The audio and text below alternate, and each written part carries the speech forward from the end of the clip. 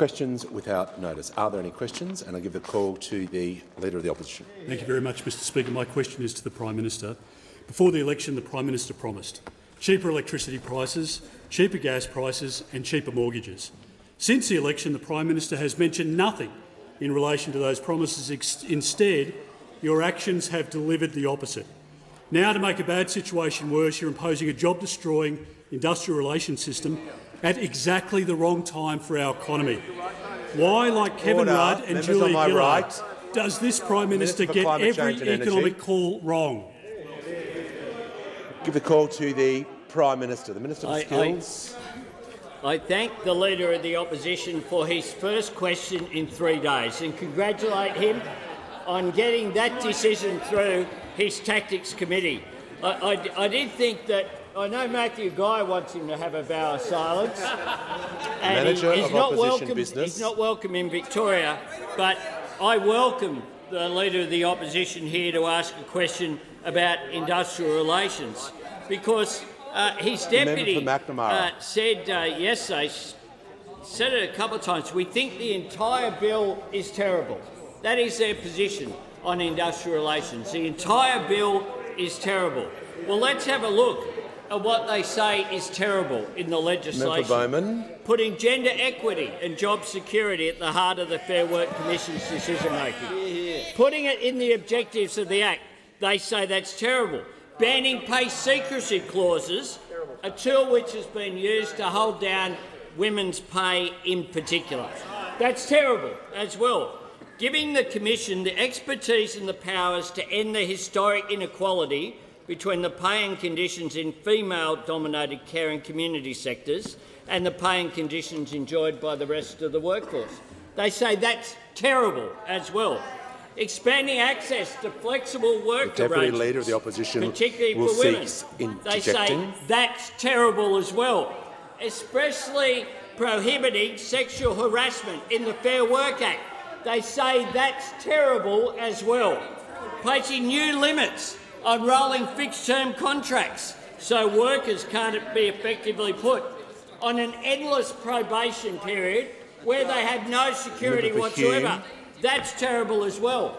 Bolstering the ability of workers to recover unpaid entitlements. They say that's terrible as well. Banning job ads that advertise for below the relevant minimum pay rate. Do they support that? No, they say that's terrible. Strengthening anti-sham contracting laws. Do they support that? No. They say, guess what? That's terrible as well. Reforming the Better Off Overall test so that it's simple, flexible and fairer for both workers and for business. They say it's terrible as well. The same mob that said a $1 an hour pay increase for people on the minimum wage was reckless and dangerous, and lecturing us about industrial relations. Well, we on this side of the House stand for increased productivity, stand for supporting business, but we also stand for supporting workers' wages. Order. There is far too much noise in the chamber.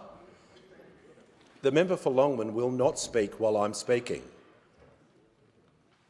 I give the call to the member for Bruce. Thank you, Speaker. My question is to the Minister for Government Services. In light of today's reports about previous contracting and tendering processes in Services Australia and the NDIS, what is the Albanese Labor government doing to ensure federal government contracts are allocated in a proper manner that will ensure transparency for the Australian people?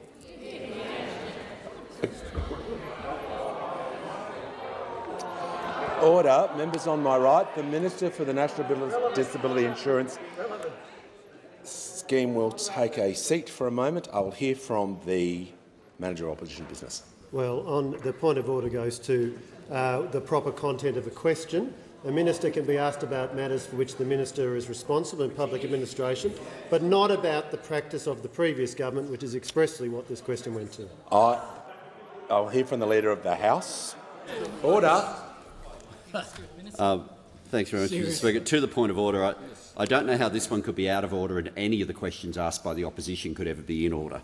This question refers to media reports of the day, which practice specifically says can be referred to in questions, and then asks specifically about what actions the Albanese Labor government is taking.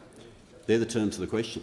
Practice does say on 557 regarding media reports, and the minister can answer questions on Standing Order 98 regarding public affairs and administration. The question does contain his portfolio and how it impacts on his portfolio.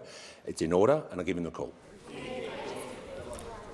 The Age and Sydney Morning Herald have today reported that the member for Fadden used his status as a federal MP in 2017 and 2018 to help the lobbying and consulting firm Synergy 360 to help them sign up corporate clients with the promise of helping them navigate the federal public service and political system and meet key decision-makers, including senior coalition ministers. Specifically, it was reported that emails reveal that Synergy 360 would frequently update corporate clients as to the progress in lobbying and providing access to senior government figures for the allocating and rewarding of several multi-million-dollar contracts. And Mr David Milo is Synergy 360's CEO. A major shareholder of Synergy 360 is a Mr John Mardrason. Mr Mardrason is a former business partner of the member for Fadden. Mr Mardrason has also run the member for Fadden's political fundraising vehicle. The member for Fadden has previously been a director of a separate business of Mr Mardrason. Strangely, though, a search of the Federal Lobbyist Register reveals, however, that Synergy 360 is not a registered lobbyist. The minister will pause. I'm listening carefully to the minister. Member for Fadden will cease interjecting while I take a point of order from the Manager of Opposition Business. Mr Speaker, practice is very clear about personal reflections on other members of the House, and it also is very clear on members on my right. Very clear on page 515 that members can only direct a charge against other members or reflect upon their character or conduct upon a substantive motion which admits of a distinctive vote of the House. So practice is very clear on this. What the minister is doing is out of order. The minister is setting context to order.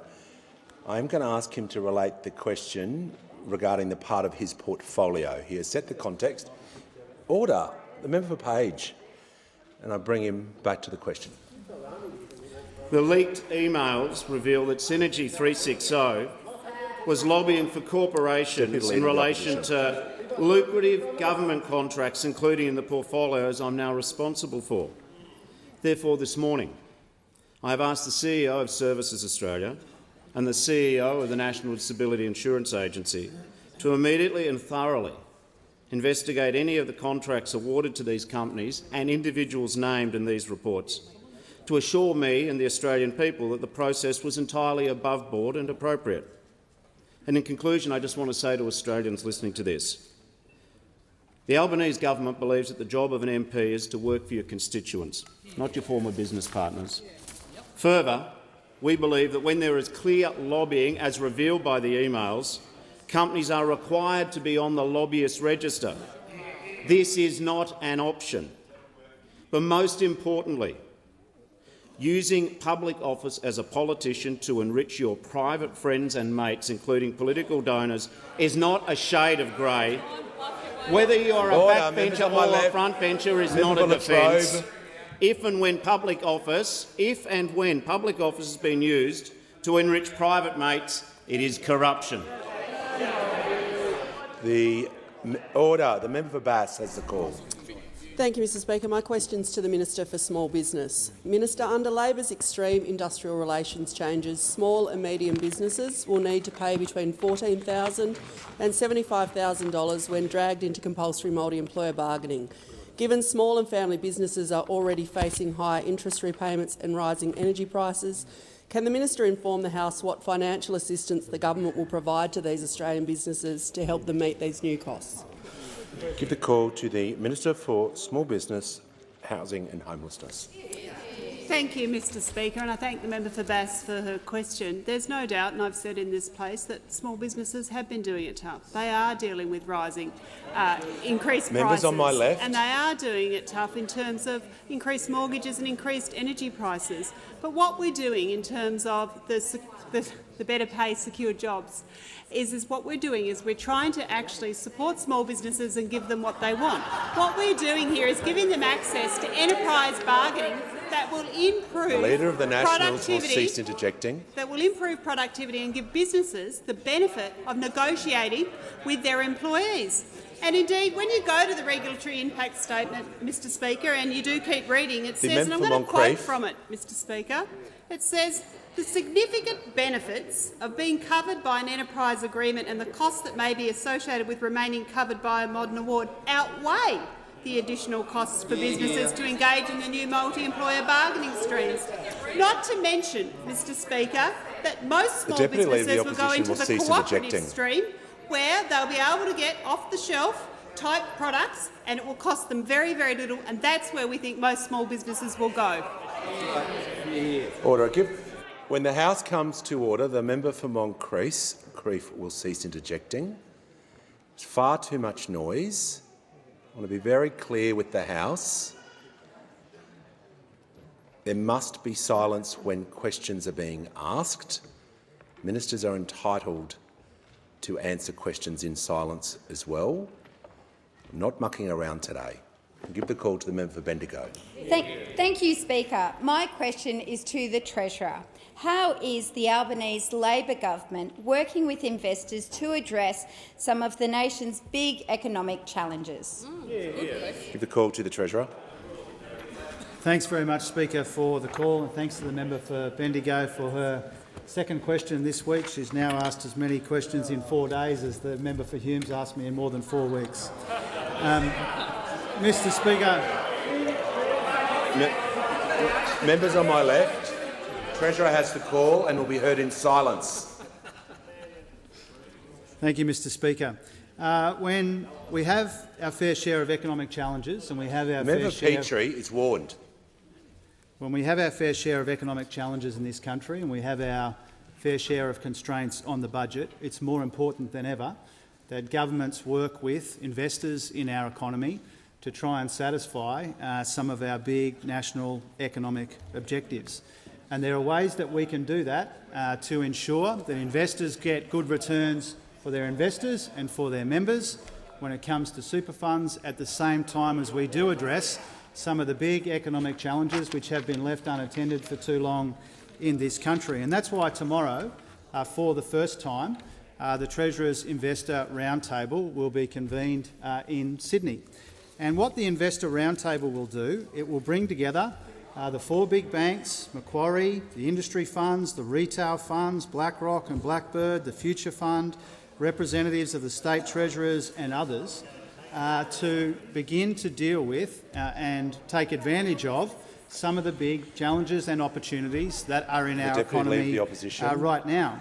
And around the table in Sydney tomorrow, there will be trillions of dollars of funds under management ready to find ways to get good returns at the same time as we address some of these challenges.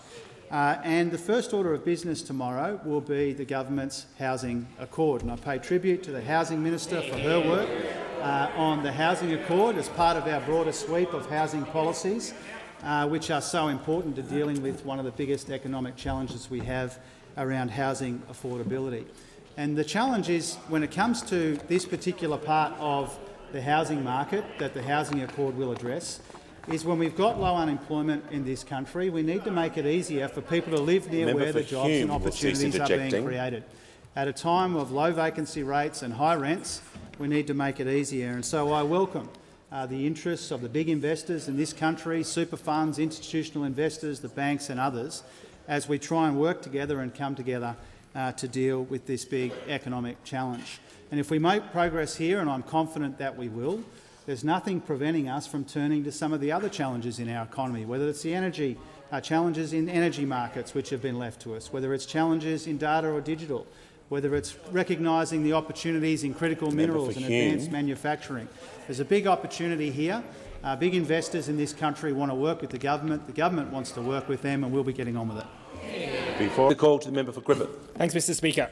My question is to the Minister for Resources.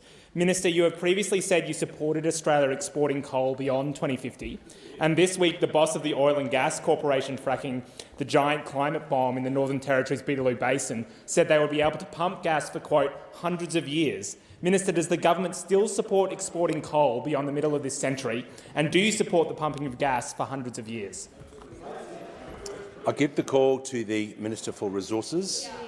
Thanks, Mr Speaker, and I thank the member for Griffith for his question. The truth is, and the Prime Minister said this and this government has always said this, the decision about whether coal will be bought or exported from this country and bought by others, we made in boardrooms right around the world, but particularly in North Asia. It won't necessarily be made by us. This is an export industry that indeed has been operating in this country since, I believe, 1801. Yeah. This is a long-term industry that supports tens of thousands of people and communities right up and down the East Coast, and to disregard them, as you tend to do, Member for Griffith and your comrades, is disingenuous to those communities. And I think order. The Minister of Resources will just pause on the. I'll hear from the member for Griffith on a point of order. Just on relevance, Mr Speaker, just trying to find out if the government supports exporting coal, not baseless accusations about the Greens' policy on coal and gas. That is not a point of order or how a point of order should be taken. Because the member is new, I will let that one slide. The minister is being relevant. It is not an opportunity to restate a question or to make another statement. Give the call back to the minister.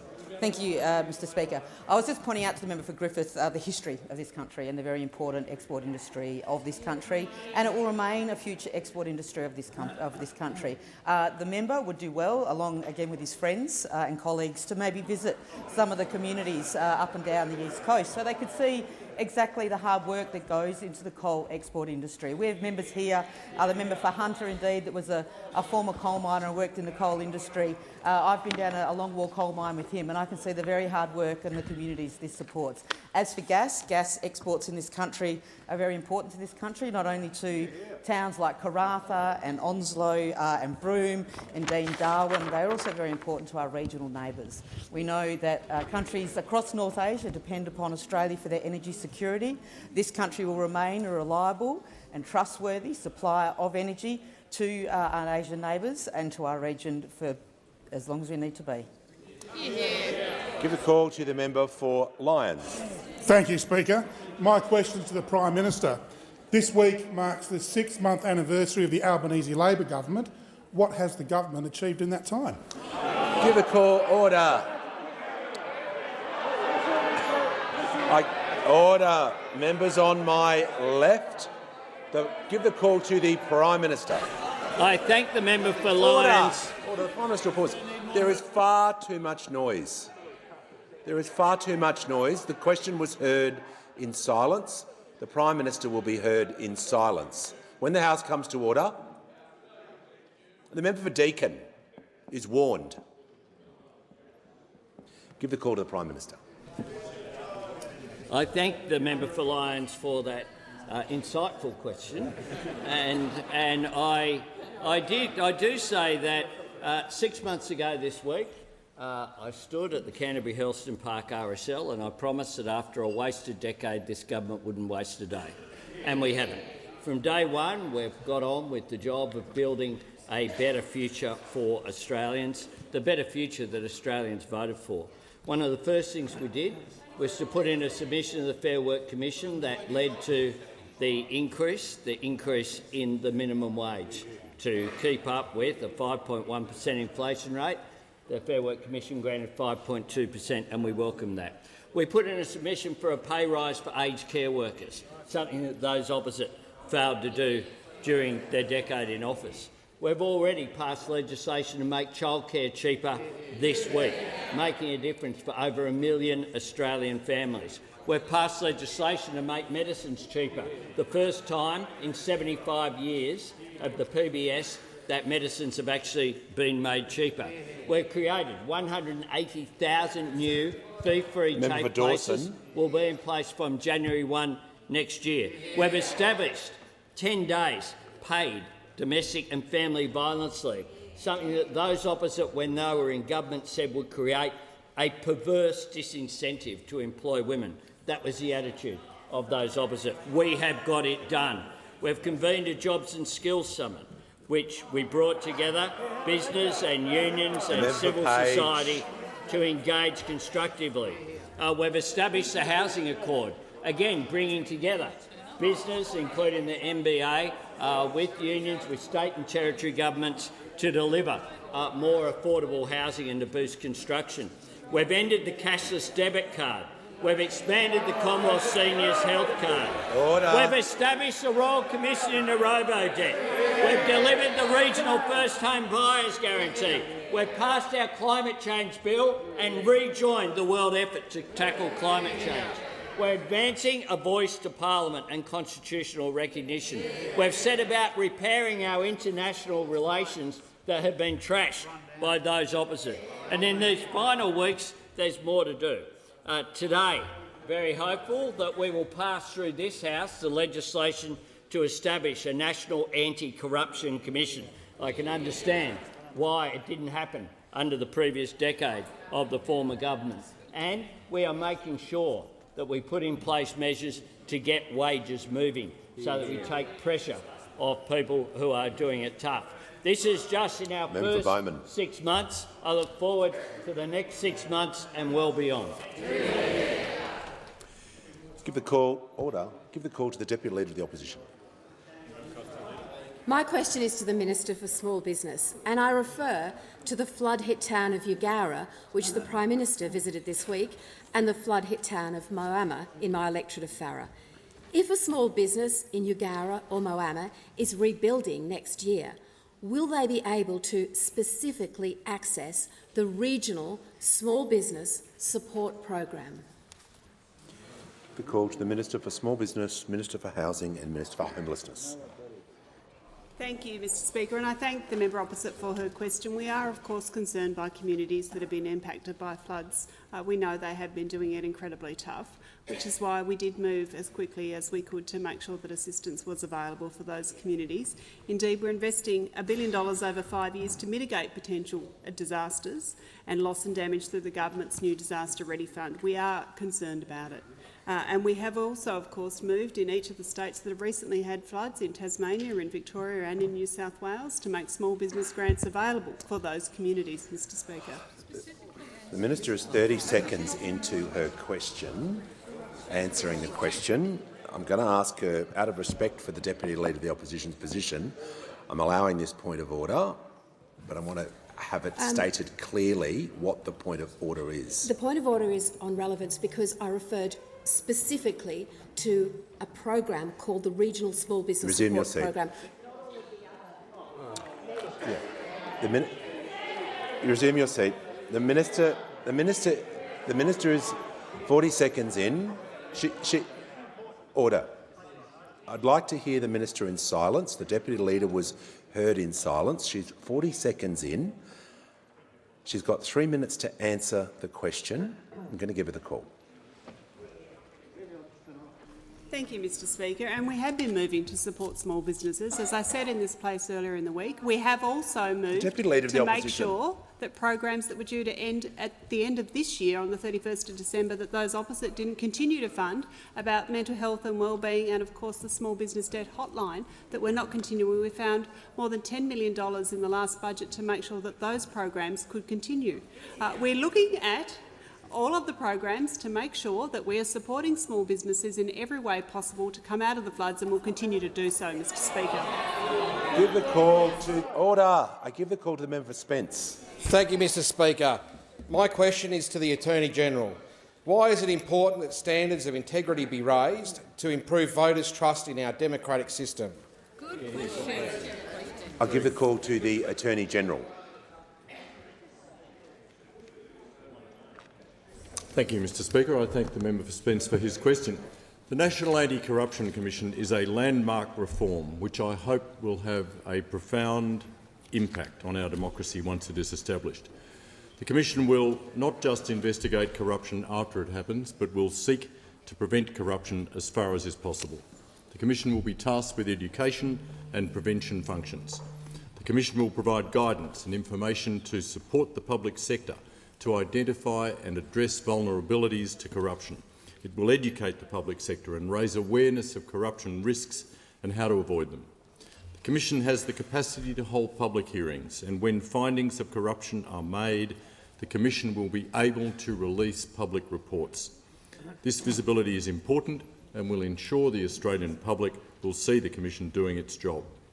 Trust in government hit an all-time low in the most recent Australian election study conducted by the Australian National University in 2019. Only 59% of Australians were satisfied with how their democracy is working. There's no doubt Australians at the 2022 election felt the same way. Something was broken and they wanted it fixed. The Albanese Labor government heard that call, and the National Anti-Corruption Commission bills are our answer. The main bill to establish the Commission passed this House just before question time. Our sincere hope is that the Commission will help to restore trust in federal politics. Australians will know that there is a strong watchdog with teeth, ensuring that those who are fortunate enough to be elected to this place are not misusing their position for personal gain. Nothing is more important than ensuring our behaviour in this place upholds the bond of trust with Australians. That bond is the basis of our democracy. There's been much damage done in the last decade to that bond. Just one example of that is the promise made in December 2018 to establish a National Anti-Corruption Commission, which was never delivered. The bills currently before the Parliament to establish a National Anti-Corruption Commission are the first steps in that repair job. It is up to all members in both houses to do the right thing, come together and pass the bills before Parliament. Let's send a strong message to all Australians that we can get this job done.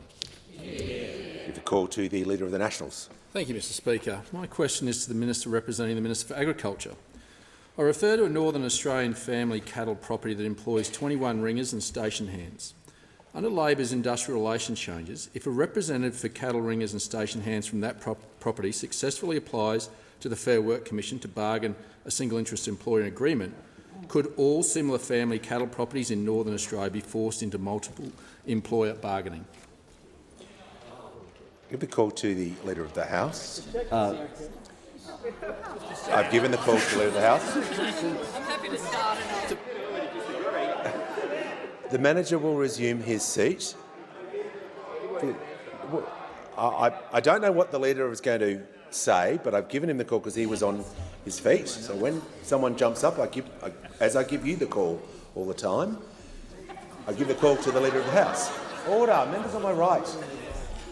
Thanks very much, Mr Speaker. Just on a point of order, the question goes specifically to the interaction of businesses with a piece of legislation that is entirely within a different portfolio. Happens to be mine, but this question is directed to the wrong minister.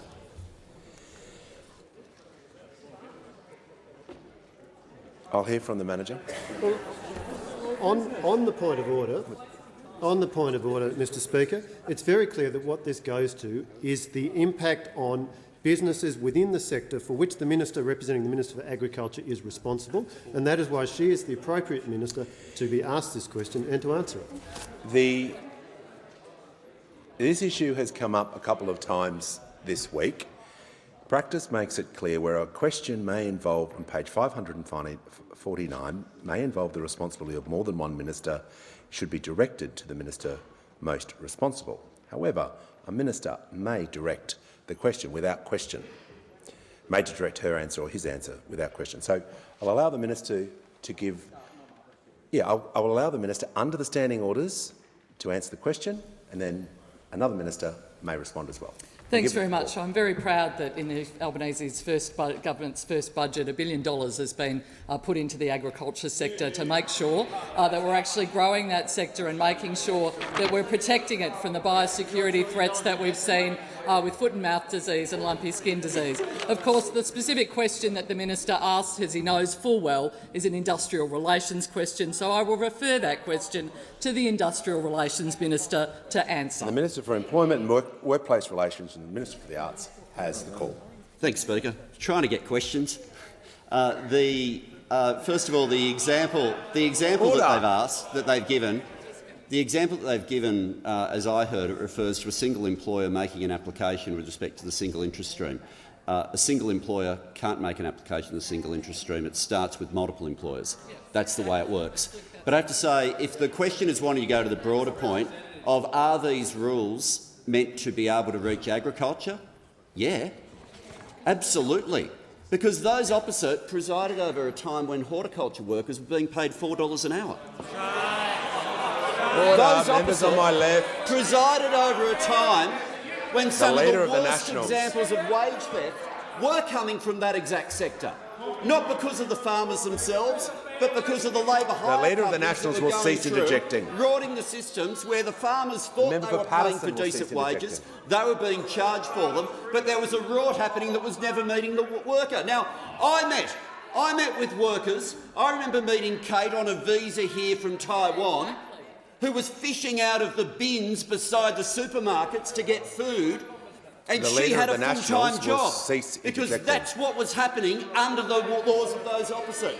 So when the Prime Minister before gave the example that this Act that's being proposed by the government, the amendments to the Fair Work Act, will make it that you can no longer advertise work for less than the legal minimum rate of pay, you bet we're in favour of that. And you bet that'll get in the way of some of the rorts that have been happening. You should be representing all the people in your electorate, including the workers who've been underpaid. Has the Minister concluded his answer? Has the Minister concluded his answer? Order. The Leader of the Nationals will resume his seat and remain silent for the rest of question time. We will not be here for question time. Order. Members on my right, the Treasurer is not helping. The Treasurer will cease interjecting. As I'd like to hear from the member for Hume, so I can hear the member for Newcastle and her question. Thank you, Mr Speaker. My question is to the Minister for Environment and Water. What is the government's response to the— Order. The member for Newcastle will resume her seat. I have made it Member for Hume, you're warned. I've made it crystal clear I want to hear questions in silence. You're refusing to follow my direction and you keep constantly interjecting. Has everyone got the message? Give the call to the member for Newcastle. Thank you, Mr Speaker. My question is to the Minister for Environment and Water. And what's the government's response to the terrible destruction of the Juukan Gorge, and how will the government make sure that this never happens again? Give a call to the Minister for the Environment and Water. Thank you, Mr Speaker, and I want to thank the member for Newcastle, who I know has spent a lot of time over the years in remote communities, for her question. Today, the government formally tabled our response to the interim and final reports by the Joint Select Committee on Northern Australia into the destruction of Juukan Gorge.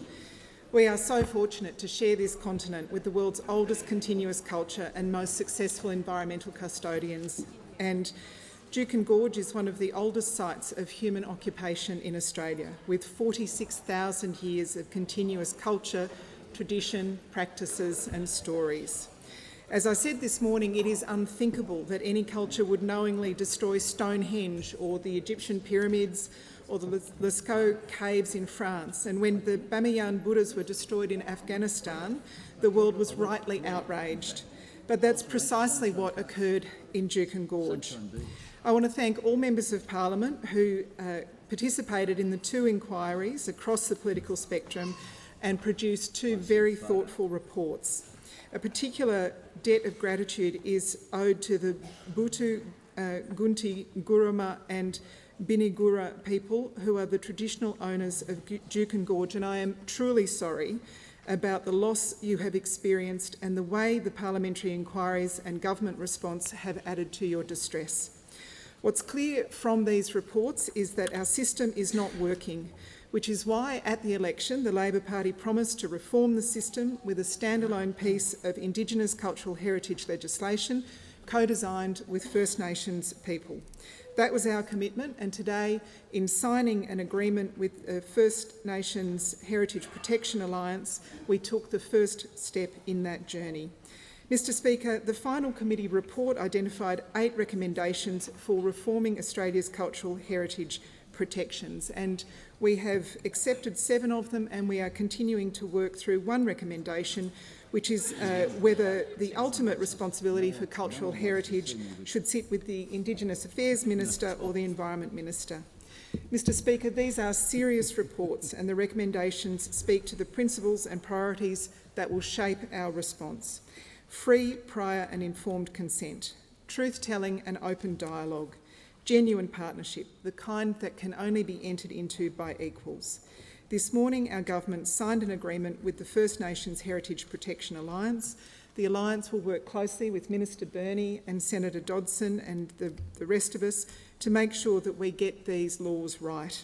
We are always a better country, more unified, more confident, more secure in ourselves when we give everyone a seat at the table, when we listen to all voices. We are committed to doing better in true partnership with First Nations Australians. Give the call to the member for order. Members on my right. Well, I haven't given you the call yet. I haven't given you the call. Order. The House will come. You don't have the call. So just when the House comes to order, you'll get the call, and I give the member order. Member for Bruce is warned. Give the call. I give the call to the member for Hume. My question is to the Minister for Small Business. A Canberra small business owner has told 9 News he's worried that the government's industrial relations changes will mean he has to increase prices. He said it just means that the prices of your schooner, your pints and your palmies are going to go up. Will the minister guarantee that small businesses will not have to increase prices as a result of Labor's extreme industrial relations changes? Order. I give the call to the Minister for Small Business, Homelessness and Housing. Thank you, Mr Speaker, and I thank the member opposite for his question. Small businesses, as I said, have been doing it tough, and we do know that they are facing rising increases in their costs. We do know that they are dealing with rising energy prices and that they are dealing with rising interest rates. We also know, of course, that they are having trouble attracting staff. We know that there are massive staff shortages, which is why we're also moving in terms of increasing skilled migration, in terms of increasing free TAFE places, to make sure that we have the workforce available for small businesses, Mr Speaker.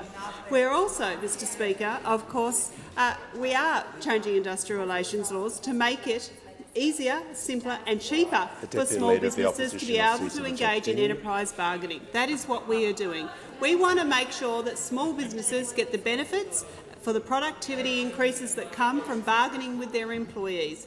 That is what the Secure Jobs Better Pay is all about. It's also about making sure that the workers in these positions are able to get their first pay rise in almost a decade. Has the Minister concluded her answer? She's concluded her answer. The order. The member for Wills has the call. Thank you, Mr Speaker. My question is to the Minister for International Development and the Pacific. How is the Albanese Labor government changing Australia's approach to engagement with Pacific nations on climate change, and what previous approaches are being changed? The call to the Minister for Defence Industry and the Minister for International Development and the Pacific. Thank you, Mr Speaker, and I thank the member for Wills for his question and his ongoing commitment to fighting climate change and his deep commitment to national security. Mr Speaker, nothing is more central to the security and well-being of the Pacific than taking action on climate change. And that's because the Pacific is bearing the brunt of climate change.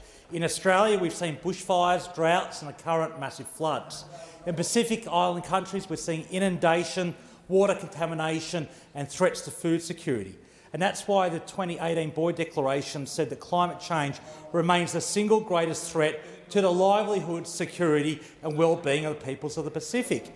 For example, Kiribatis' main island, Tarawa, will lose 50% of its landmass by 2100 under current projections. And at COP27, Australia's response was really well received. I met with 10 Pacific leaders and ministers, including the Prime Ministers of Cook Islands and Tonga and the President of Palau. And the Secretary-General of the PIF said Australia is taking a new, refreshed approach to its relationship with the Pacific, and it's reinforcing that not just with words, but also with some solid, real action. We're working with the Pacific to deliver outcomes that reflect Pacific interests.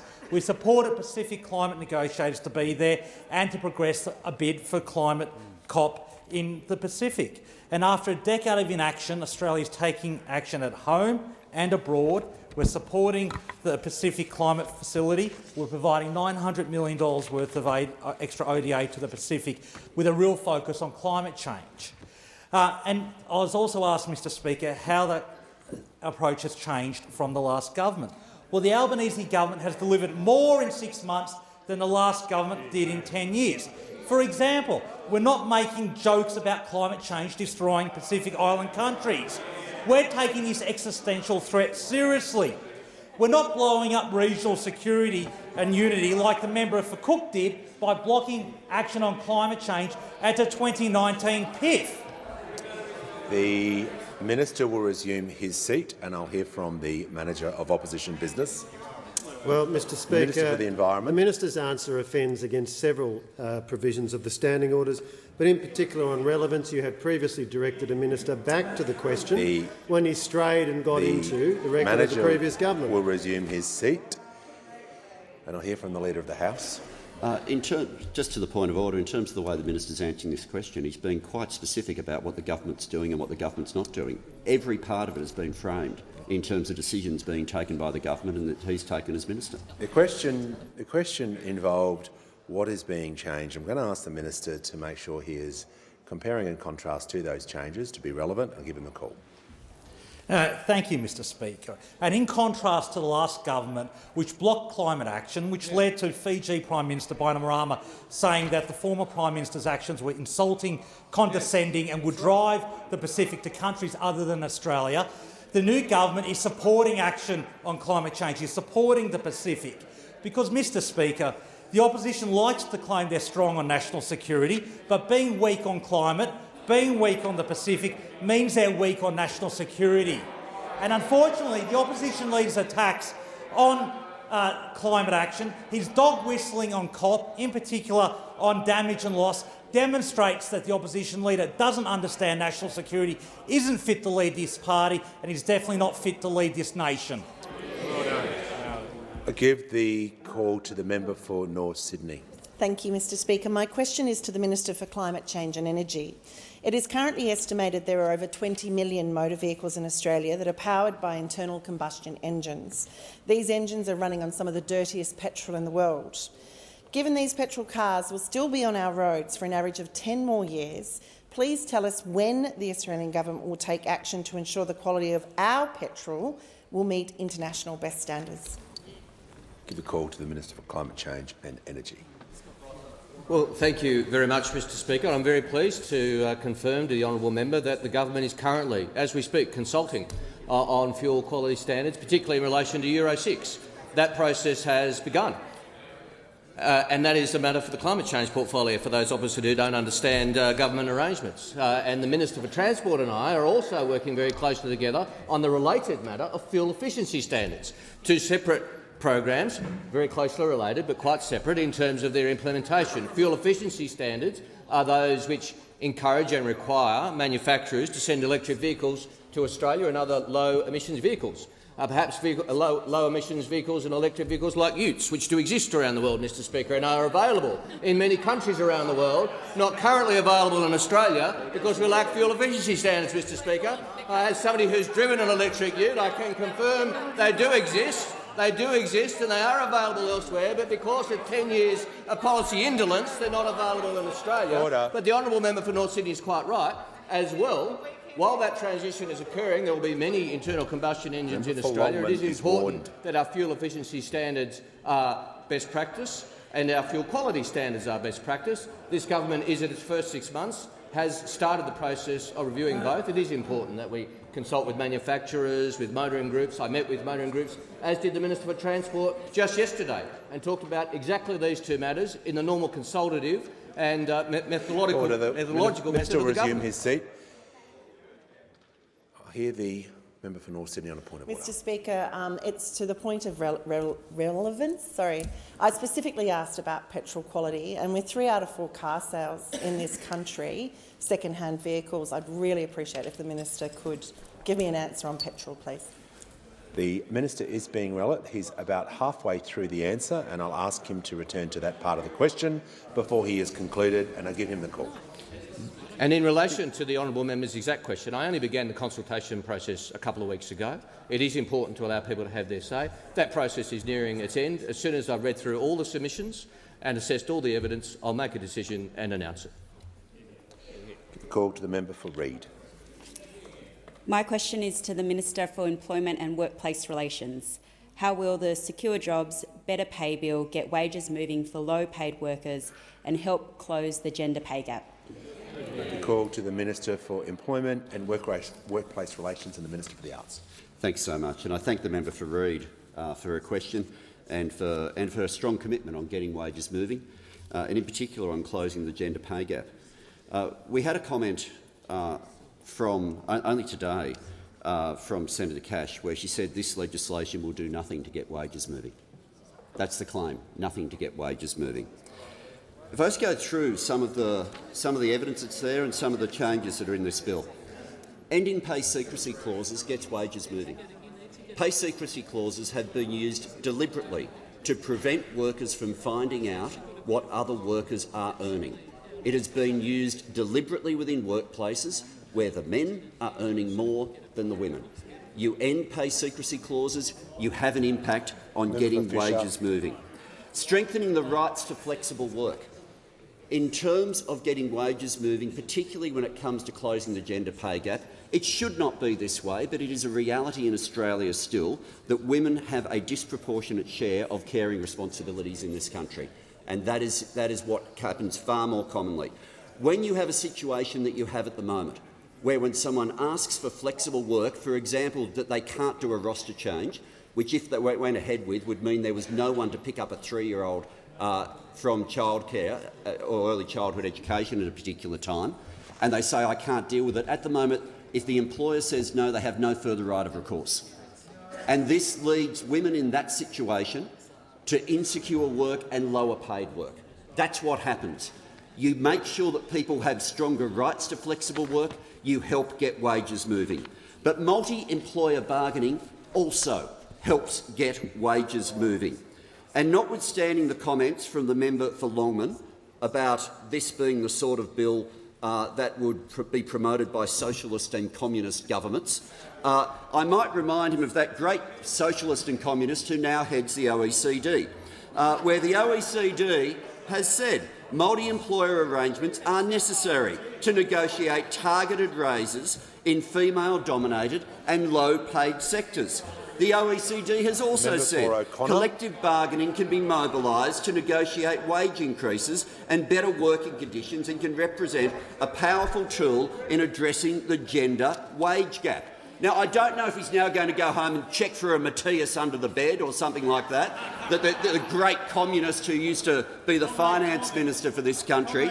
But the reality is what those opposite are opposing is they are opposing measures that close the gender pay gap. The Deputy Leader of the Opposition They are opposing measures that get wages moving.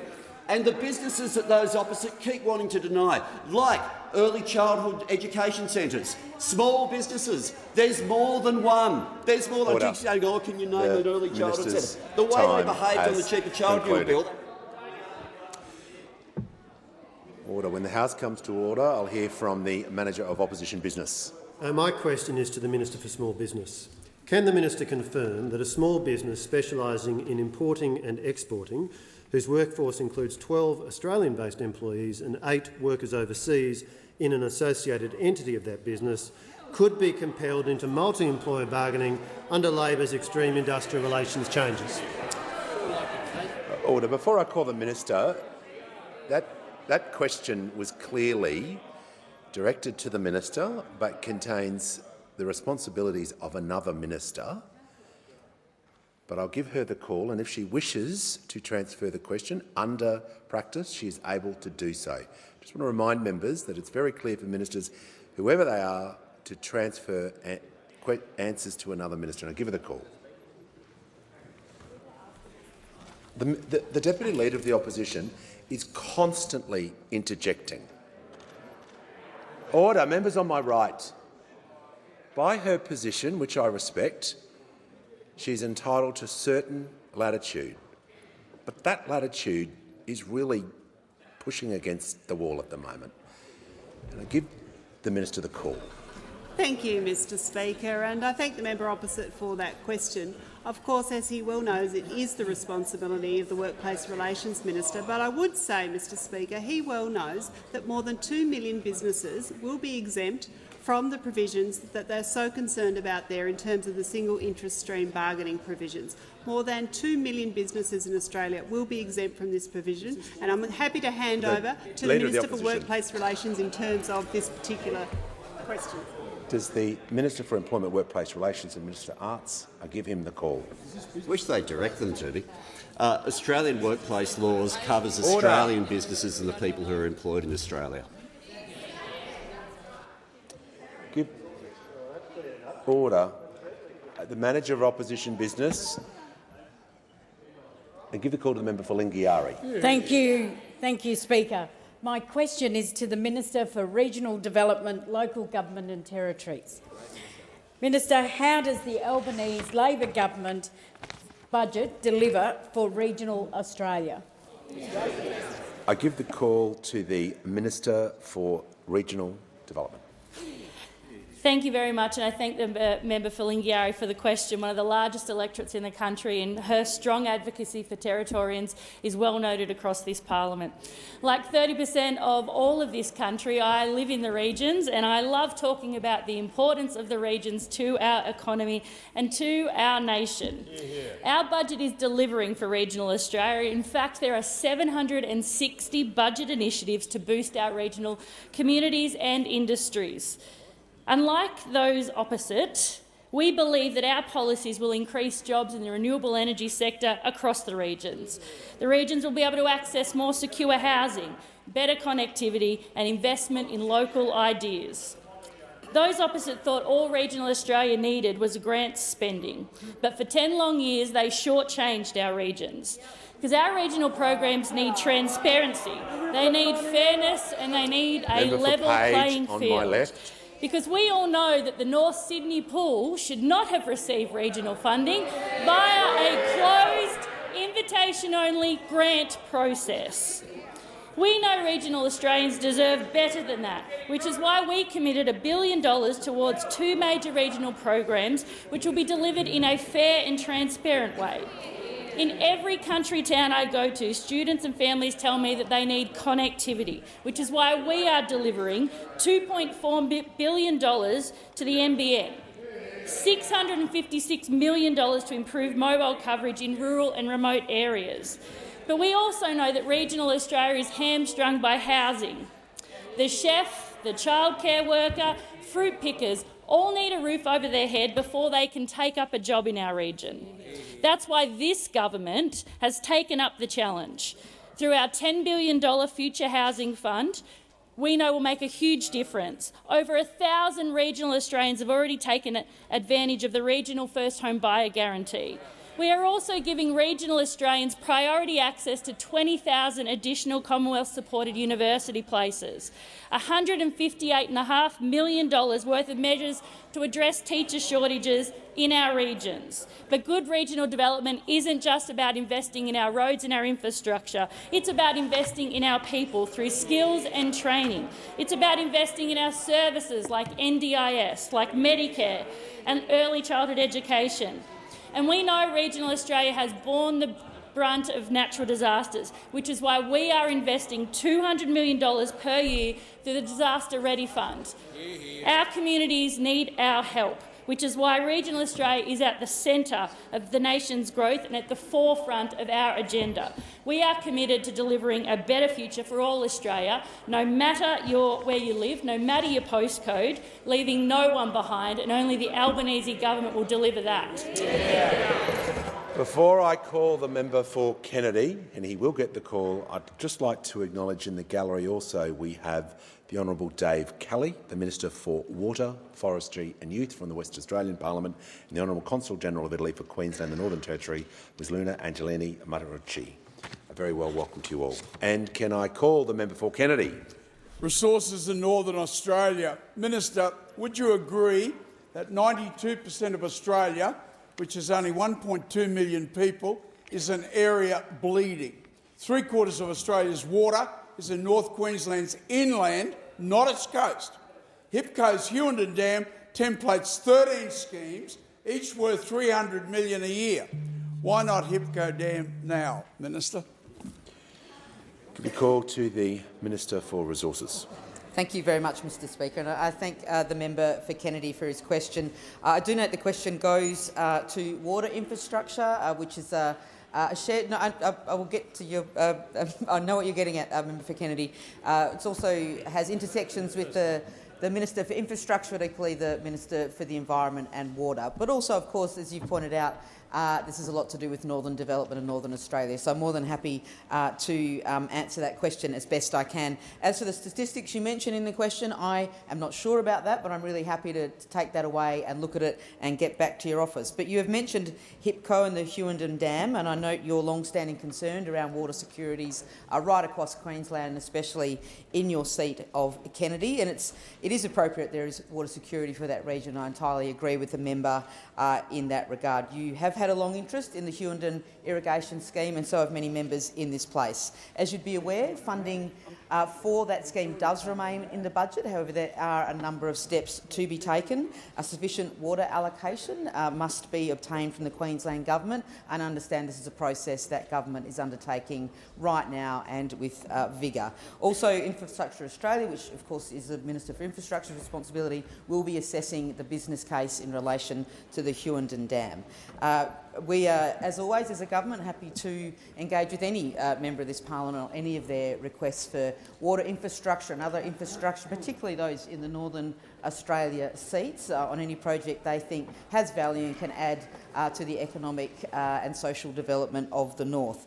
I'm really happy, as you know, a member for Kennedy, we have spoken on many times on many of the projects that are of benefit to Northern Australia, and I know all relevant ministers will continue to do the same. This government is more than happy to engage actively and look at projects that are brought forward, but they do need to be supported by a proper business case, and they really need to be engaged with the state and territory governments involved, because governments need to work together to make projects like the Hughenden irrigation program, the HIPCO project, go ahead. And I thank the member for Kennedy again for his question. The Minister has concluded her answer. Is it relating to the question or something else? I don't want it to be interpreted that I've bypassed the brilliant and gracious lady who is the Minister for Water. But I just think it's more Northern Development, that's all. I thank the member for Kennedy. Order. I give the call to the member for Blair. Thank you, Mr Speaker. My question is to the Minister for Financial Services. How is the government protecting consumers without stifling innovation in the buy now, pay later industry? Give the call to the Assistant Treasurer and Minister for Financial Services. Thanks, Speaker. And I want to thank the member for Blair for his question. There is not a harder working or more decent member of parliament in this place. I want to acknowledge his long, on my left. hard-working commitment as a lawyer and as a member of parliament to providing rights and dignity for Australian Members people. on my left will cease interjecting. He asked about buy now, pay later. Now, buy now, pay later credit products are providing enormous innovation and competition in our credit markets. Over the last 12 months, you have seen a massive increase in the number of buy now, pay later accounts. 7 million accounts in Australia as of today. about $16 billion worth of payments flowing through the buy now, pay later sector. And as most Australians, if they walk into a shop today, they can see on the counter that you can pay for a product by cash, by Visa card, by MasterCard, and you'll also see a sign saying Zip Pay or Afterpay or a number of other buy now, pay later products. And therein lies the issue. Some of those products are regulated as credit products under the National Consumer Credit Act, and some of them are not. Some of them have rights for consumers, some of them do not. Now, we take the view that if something looks like a duck, walks like a duck and sounds like a duck, then it's probably a duck. And buy now, pay later is looking pretty ducky. We want to ensure that we can continue to have innovation and competition in the credit market, but we also want to ensure that credit and credit users and consumers are well protected. We'll ensure that we have the right sort of consumer protections in place. It's why we have released this week a consultation paper inviting feedback from stakeholders to look at how we can better regulate buy now, pay later products in Australia. We're concerned about ensuring that the products are properly marketed to consumers, concerned to ensure that we aren't encouraging unaffordable lending practices, concerned to ensure that we have the appropriate levels of credit checks in place. We will receive consultation input from the market and from consumers and from stakeholders by December this year, with a view to ensuring that we can have regulation in place at some stage next year. Now, of course, Deputy Speaker, it is not just in buy now, pay later. There are many members in this place, including yourself, who have put a lot of effort into ensure that we can have appropriate regulation for payday lending. We have laws before this parliament to ensure that we can be regulating those areas of credit to ensure proper protection for consumers as well. Give the call to the member for Monash. Thank you for the call, Mr Speaker. My question is to the Minister for Small Business. Can the minister confirm to the House that under Labor's extreme industrial relations changes, small businesses such as a hardware store, a hairdresser, a cafe, a butcher, could be compelled to bargain together with a large supermarket if they are located in the same shopping centre as that large supermarket? Look,